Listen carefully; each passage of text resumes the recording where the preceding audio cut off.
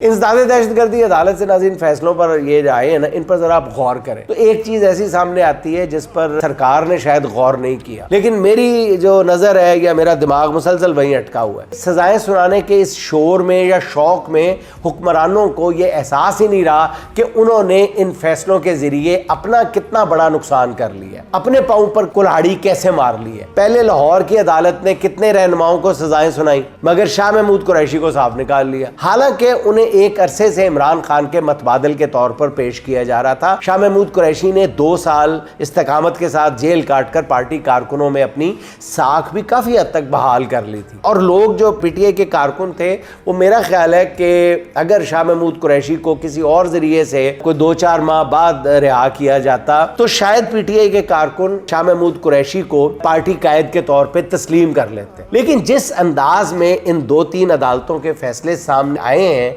उसके बाद मामला बिल्कुल ही बिगड़ गया। यानी जो अपनी इतनी मेहनत की हुई थी सरकार ने उसको जाया कर लिया। शाह महमूद कुरैशी को पहले सजा से बचाया गया, फिर आज के फैसले में 108 रहनुमाओं और कारकुनों को बलि चढ़ा दिया, मगर जैन कुरैशी नामी हीरे को आंच नहीं आने दी गई।